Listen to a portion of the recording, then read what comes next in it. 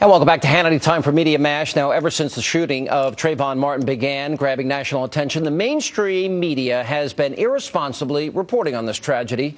And joining me now to go through all the material, the president of the Media Research Center, Brent Bozell. Brent, it's not just the media, but it's also in the halls of Congress. Let's look at some media, some comments. Again, rush to judgment. Watch this. Trayvon was hunted down like a rabid dog.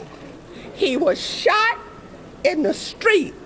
He was racially profiled. Just because someone wears a hoodie does not make them a hoodlum. I really, personally believe this is a hate crime. By next week, we're looking forward to getting $1 million for the capture of George Zimmerman. Jeb Bush helped pave the way for this senseless tragedy. This investigation is laced with racial profiling, lies, and murder. He was executed for WWB in a GC, walking while black in a gated community.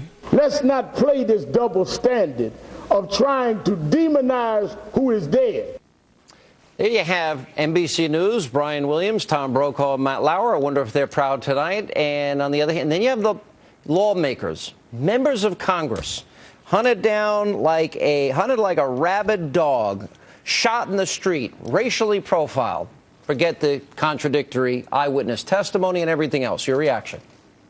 I think the public needs to be stunned at what's going on here. Look, I don't know what happened. I don't know if this guy Zimmerman committed this. If he did, I hope they string him up. But the point is, we don't know. Yet in every single one of those quotes, that person somehow knew. And then it's laced with dishonesty. The Black Panther movement is saying they're going to put out a bounty for his capture, as if he's on the loose. He's not on the loose. So it's dishonest, and no one's calling them to task for this. Somebody has got to stand up and say, these people are out of control. They have an agenda. A bounty? Where's Eric Holder? All right, let's go to NBC News. Now, they distorted Zimmerman's 911 call.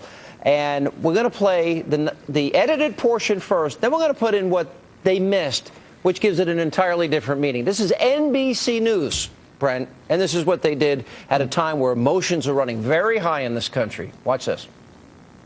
This guy looks like he's up to no good. He looks black. Did you see what he was wearing? Yeah, a dark hoodie. This case drew national attention after 911 tapes were released from the night Zimmerman, a neighborhood watch volunteer, shot and killed Martin, an unarmed teenager. Are you following him? Yeah. Okay, we don't need you to do that. Martin's family says the problem with all of that is that police accepted Zimmerman's statements as the scene as fact and never gathered any more evidence that might reveal what really happened then. This guy looks like he's up to no good, or he's on drugs or something. It's raining, and he's just walking around looking about. Okay, and this guy, is he white, black, or Hispanic? He looks black. Now, what they did is, in the first one, they said the guy looked like he's up to no good. Edit. He looks black. But they forgot the dispatcher's question. Yeah. How could NBC News in good conscience do that?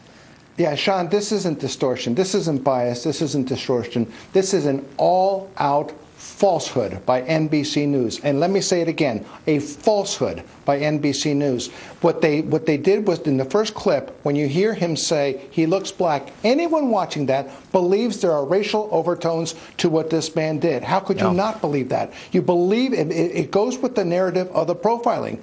The only problem is they edited out the dispatcher asking him, what does he look like? He said and then he says he looks black. And then he answered the question. And to edit that out is so distorting. All right, let me go to one last thing. But Sean, it's not distorting. It is advancing a falsehood. It's worse.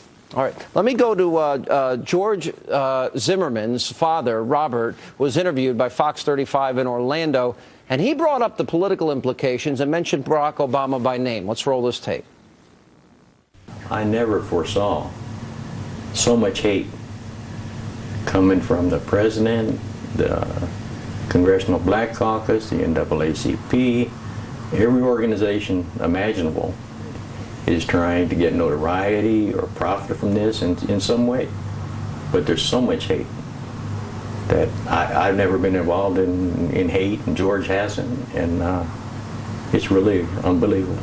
Now, we don't know what happened, but we do know that George Zimmerman had a broken nose, lacerations in the back of his head, and then we also know that in this particular case that we have the one eyewitness the police talked to that night said they saw Trayvon Martin on top of Zimmerman. So something happened here well beyond what the implications have been from the media and from activists that are down there. And the radical left has already acted as judge, jury, and executioner in this.